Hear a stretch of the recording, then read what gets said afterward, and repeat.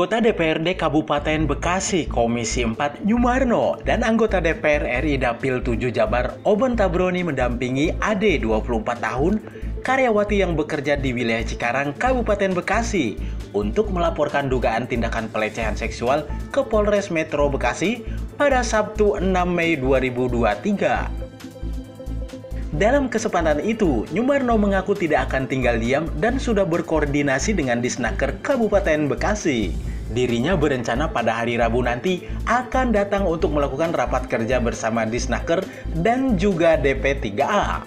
Menurutnya, masih ada calon pelapor lainnya yang posisinya dia sudah berkeluarga, tapi belum berani terbuka. Akan tetapi ia tetap menampung dan berkoordinasi dengan Komnas Perempuan dan DP3A. Selain itu, Nyumarno pun berencana akan melaporkan kejadian ini ke LPSK secara online, kemudian nanti secara normatif komunikasi juga ada. Bahwa aku tuh nggak bisa jalan berdua bareng karena aku juga punya cowok, terus udah gitu kayak apa sih, kayak harga diri gitu, kayak nagih-nagih terus. Nah situ aku langsung ambil keputusan gak mau gitu. Nah kemudian dia langsung kayak ya udah kamu habis kontrak aja gitu, nggak diperpanjang kayak gitu. Berarti sekarang udah nggak kerja Mbak atau gimana? Hah? Sekarang masih kerja atau gimana? Terus kontraknya nanti tanggal 13 Mei. Tapi sekarang masih kerja? Sudah diberikan seperti apa Mbak? Oh belum sih. Ya, hampir dipastikan karena dia menolak. Sempat timbul ada rasa ketakutan nggak Mbak? Ya ada. Ketakutan seperti apa Mbak? Ya trauma aja, tekanan batin juga. Mbak, Ada intervensi nggak Mbak? Mbak, setelah buka suara nih di media kan ada intervensi nggak dari ancaman gitu dari pelaku atau dari pihak perusahaan? Nggak ada sih, Pak. Belum ada. Mbak, tadi kan Mbak bilang ada ajakan ya, itu ajakan kemana Mbak?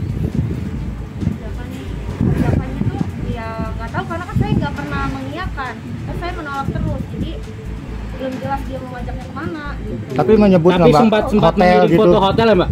Iya. Hotel mana Mbak? Ngajaknya hotel kemana? Jababeka juga. Salah satu hotel di Jababeka. Oh. Jadi prinsipnya si Mbak ini keberaniannya dampingi Pak Oben Tabroni, pemerintah Kabupaten Bekasi, ada tim advokat ya, 7 advokat kita siapkan untuk mendampingi pelapor. Kedua, apapun bentuknya, upaya terhadap kekerasan terhadap perempuan, kemudian dugaan pelecehan seksual baik fisik maupun non fisik tidak boleh dibenarkan. Khususnya buat pekerja perempuan di Kabupaten Bekasi. Malu kita, daerah terpadat, industri padat se-Asia Tenggara, kejadian seperti masih ada. Dimungkinkan, kata advokat kami, akan ada pengembangan, akan banyak. Pak Oben Tabroni tadi sudah ngajak Pemkab Bekasi untuk membuka posko pengaduan. Kejadian-kejadian seperti ini nggak boleh terulang lagi ya, pesan moralnya ya. Nah si Mbak ini patut diapresiasi karena berani menjadi pintu pembuka, menjadi corong untuk membuka kasus ini, upaya agar di kemudian hari tidak tertimpa atau tidak terjadi di perempuan-perempuan pekerja perempuan di Kabupaten Bekasi. Mungkin sementara cukup seperti itu. Mas, buka peluang mungkin hubungi LPSK gitu Bang. Ya, oke. Perlindungan terhadap korban tadi kita sampaikan sebenarnya. Yang pertama, kita akan dampingin selain 7 advokat, kita juga akan laporkan kepada LPSK, Lembaga Perlindungan Saksi dan Korban. Saya mewakili rekan-rekan di DPRD Kabupaten Bekasi juga sudah berkomunikasi dengan Komnas Perempuan.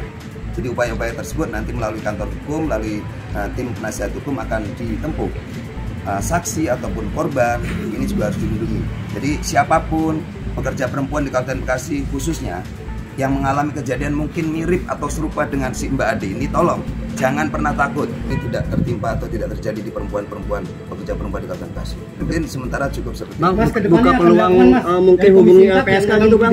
Ya, oke. Perlindungan terhadap korban tadi kita sampaikan sebenarnya. Yang pertama, kita akan dampingin selain 7 advokat, kita juga akan laporkan kepada LPSK, Lembaga Perlindungan Saksi dan Korban. Saya mewakili rekan-rekan di DPRD Kabupaten Bekasi juga sudah berkomunikasi dengan Komnas Perempuan. Jadi upaya-upaya tersebut nanti melalui kantor hukum, melalui tim penasihat hukum akan ditempuh. Saksi ataupun korban ini juga harus dilindungi.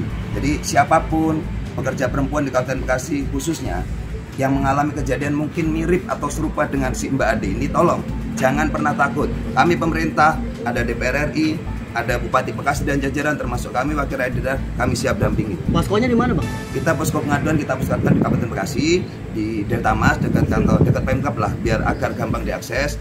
Nah, termonitor langsung ya teman-teman. Pak Oben nanti akan hubungan juga dengan Menaker, ya lembaga-lembaga instansi terkait kan, beliau kan dulu pernah di Komisi 3, jadi insya Allah ini kita akan kawal tuntas.